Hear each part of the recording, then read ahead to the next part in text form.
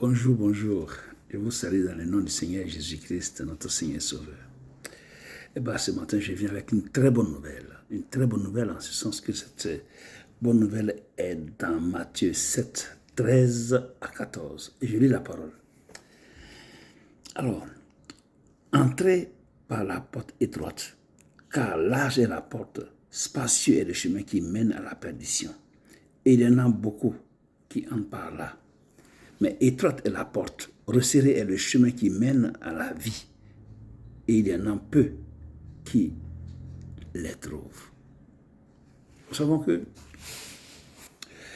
Jésus ici nous parle d'un chemin spacieux et un chemin resserré. Donc il y a deux chemins.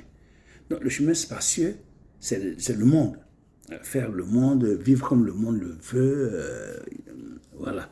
Vivre comme le monde le demande, comme le monde le veut, tu vois. Mais le chemin resserré, c'est le chemin divin, tu vois. Et c'est pas pareil. Jésus lui-même, étant sur cette terre, a vécu de façon correcte jusqu'à la fin. Et c'est pour ça qu'il était un exemple pour nous. Et de génération en génération, il demeure un exemple pour toute génération future, toute génération jusqu'à la fin du monde. Jésus, lui seul, il est le chemin. C'est pour ça qu'il a dit dans Jean 14, 6, 6, « Je suis le chemin, la vérité et la vie. » Parce que sur la terre, il y a plusieurs chemins. Mais le seul chemin qui est vrai et dans lequel il y a la vie, c'est le chemin de la vérité qui est Jésus. C'est Jésus le chemin. C'est pourquoi mon frère et ma soeur qui écoutent cette exhortation ce matin, je t'exhorte, toi qui n'as pas encore fait la paix avec Dieu, je t'exhorte à faire la paix avec le Seigneur. Je t'exhorte à faire la paix avec le Seigneur afin de recevoir le Saint-Esprit et de te baptiser et de recevoir le Saint-Esprit afin de marcher à la suite de Jésus comme Jésus a marché sur le chemin. Sachez que ceux qui ont refusé de suivre Jésus ont pris leur chemin. Cela est inscrit dans Jean 6, 66. Tu vois. Cela est écrit dans Jean 6, 66. Ils ont tourné dos à Jésus, qu'ils n'ont pas voulu accepter son enseignement. Ils ont pris leur chemin. Mais vous qui avez écouté cette exhortation ce matin et qui avez décidé de vous faire baptiser, Dieu vous bénit. Et Dieu vous donne, Dieu mettra la joie dans votre cœur et vous va vous fortifier à aller de l'avant jusqu'à la fin des jours. Parce que Jésus n'abandonne jamais ses enfants. C'est écrit dans la Bible. Il n'abandonne pas ses enfants. Et ce n'est pas maintenant qu'il va le faire. Ce n'est pas non plus pour vous qu'il va le faire. D'accord?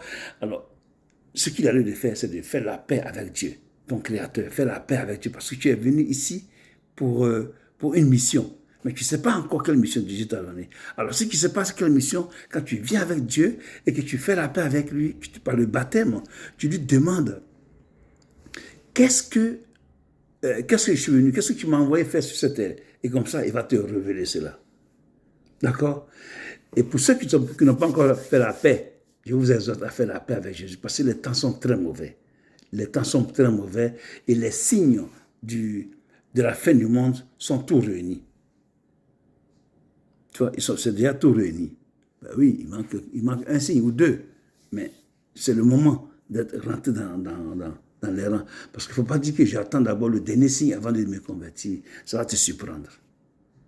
Donc, ce qui est sage, c'est de maintenant te réconcilier à ton Dieu et dire à Jésus-Christ, tu es mon Seigneur et Sauveur.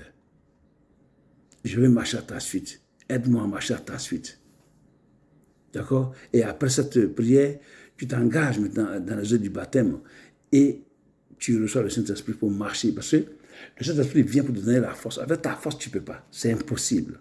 Donc, le Saint-Esprit vient pour t'aider à avancer, à marcher selon la volonté de Dieu jusqu'à la fin des temps, jusqu'à la fin de tes jours. Si Jésus vient pendant ce temps, ben, c'est tant mieux. Tu pars avec lui. S'il n'est pas encore venu, eh ben, tu marches selon la parole de Dieu jusqu'à la fin de tes jours. C'est ça le choix à faire. Mais ce que je te dis, c'est que les temps sont arrivés à terme. Maintenant, que tout le monde rentre dans les rangs pour marcher après Jésus-Christ. Que Dieu vous bénisse. Je vous dis aujourd'hui que vous avez fait le bon choix d'accepter Jésus dans votre cœur et de marcher à sa suite. Que Dieu vous bénisse. À demain pour une vidéo.